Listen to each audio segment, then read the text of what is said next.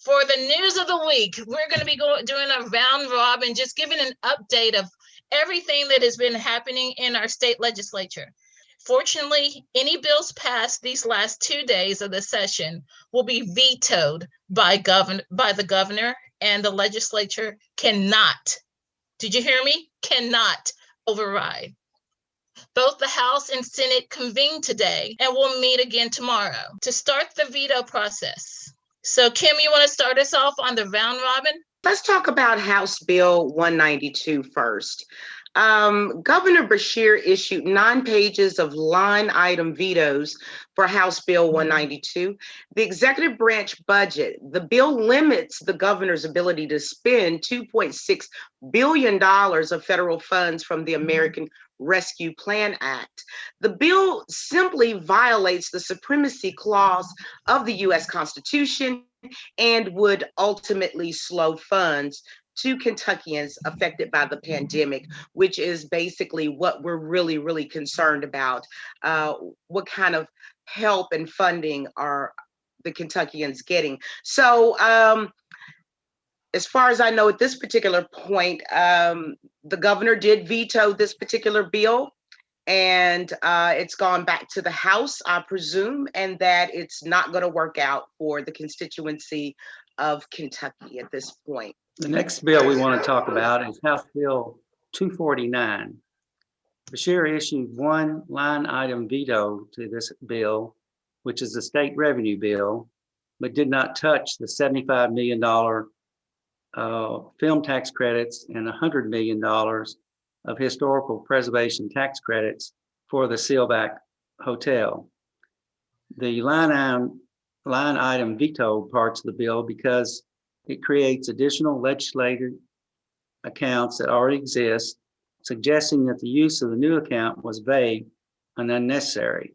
The House has overrode that veto. The Senate hasn't considered it just yet. House Bill 258. I'll just go ahead and say that the Senate has overridden the governor's veto. Governor does not support House Bill 258 because it cuts retirement benefits for new teachers, cuts more than $70 million to health insurance benefits for educators, families, and cuts raises. This is what the governor has stated regarding House Bill 258.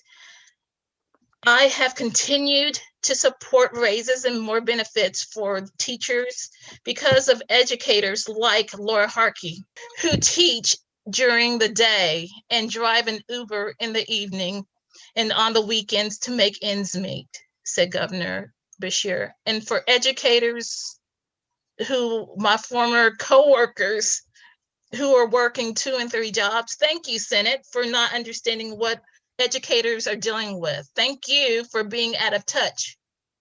Exactly. So now we're going to talk about House Bill 312.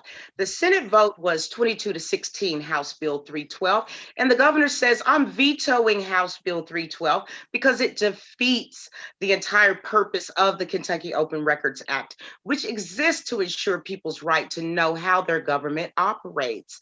The bill would shield the legislative branch from providing public records and make it, if the judge of what records it should produce, with no ability for a citizen to appeal if denied.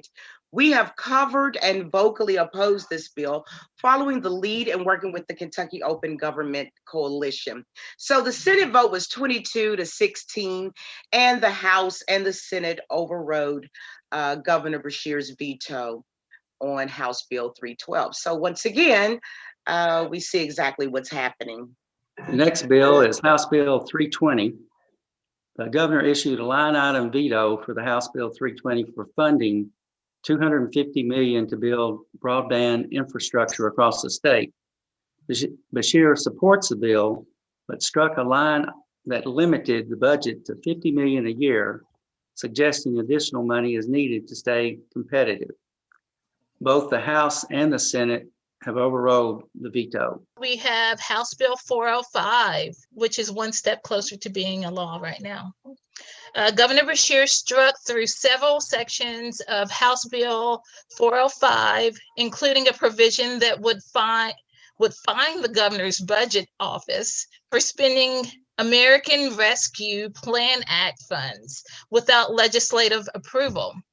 He also line item vetoed $2 million of the American Rescue Plan Act funds for Attorney General Cameron to investigate pandemic funds, stating it's not an eligible expense under the federal act. House Bill 475 was the governor does not support this particular House bill because it intentionally weakens the health and safety protections for Kentucky workers. So just to point out to you, this must be law as well because the House and the Senate overrode the veto from Governor Beshear.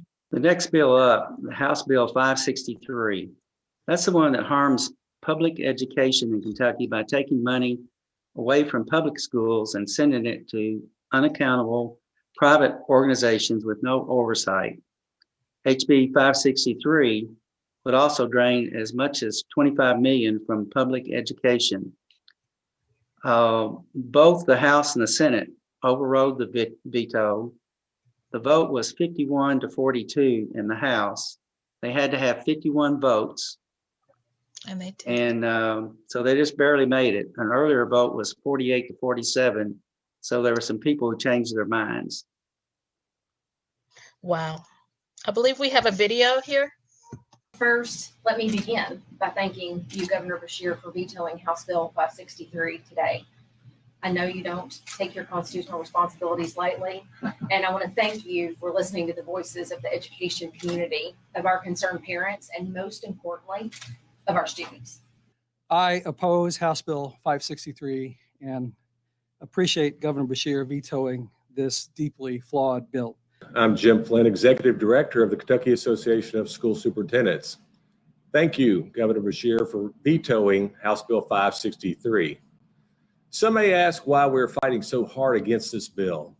It's because we work every day with students and families from every facet of society, and we believe fundamentally that public education is an inalienable right of those folks we represent. Therefore, the Kentucky Association of School Superintendents opposes the privatization of public funds for education through tax credits for education opportunity accounts. The Kentucky Education Association supports the governor in the veto of House Bill 563. This bill is bad education policy, bad fiscal policy, and bad public policy. House Bill 563 is bad education policy because it has no accountability, no certification, no background checks, and no licensing requirements for the education service providers. Our legislature has failed my public education, our students, as far as I'm concerned. Thank you, Eddie Campbell. Thank you for standing up. Thank you, the members of KEA. Thank you, members of the 120 United. It's time to do what we got to do. But let me keep it moving. So moving on to Senate Bill 65. This is a cruel bill at any time, but certainly in a once in 100-year pandemic, taking food benefits away from children is cruel, said Governor Beshear. 1 in 6 Kentucky households with children experience food insecurity. The governor is vetoing, or he did veto, Senate Bill 665 because it will deprive Kentucky children of essential food assistance. And this is a bill that our Senate decided to override Governor Beshear's veto, in meaning to starve children who were already living in a world where there was severe food insecurity. Thank you, Senate. Thank you, General Assembly.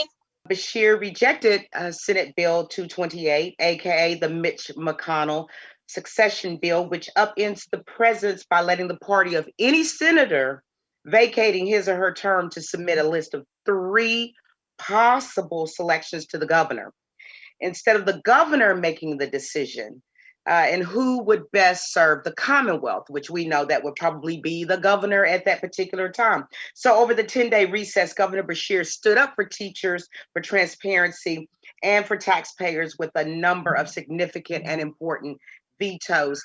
But on this one, the Senate overrode the veto, going to the House at this point, and who knows what will happen next. I could probably put some money on it, but I'll keep hope alive. Here's another example of the gone wild Republican Party. We're affiliated with the Commonwealth Alliance of Voter Engagement, and recently, CAVE provided a list of 21 bills that the Alliance supported. 18 of these bills were filed on either January 5th or 6th and assigned to the House or Senate Committee on Committees. The House Speaker and the Senate President control these committees, and there has been no action on 18 of those bills. In other words, good bills do not get heard. President Stivers of the Senate and the leader of the House, who are basically the gatekeepers of the bills that are being seen and gatekeepers for what laws we have here in the Commonwealth. Let's speak about Representative Reptica Scott, who in her tenure as being representative of her district in Louisville has written many bills. However, not one of those bills have made it to the committee. Not one of her bills have seen the light of day. And these have been bills that have spoken about women's issues, about the cost of sanitary napkins, has dealt with hair care, of Black women, making it so that it's not illegal. I cannot be discriminated for wearing my locks freely. Reptica has also proposed a bill entitled Breonna Taylor's Law, which then the Senate, President Stivers of the Senate, decided to enter a whitewash bill using the name of Breonna Taylor. Enough, you all. I'm fired up. It's easy for me to get fired up, but when I see the next generation of leaders being basically their futures being darkened because of selfish leaders who are elected, it bothers me that public education is not being fully funded, and people understand that without education, it's easy to get things past people who aren't in the know of what's going on and cannot critically think. So this is a very unfortunate day. I knew this session right here was going to be an interesting one, and I would cast a tear or two. But this right here I'm just thinking about my students, period. I'm thinking about my students who really don't have the food. And these people really took food out of babies' mouths today. Food out of babies' mouths. But I will move on. I will digress because I can go on when talking about our students in our community.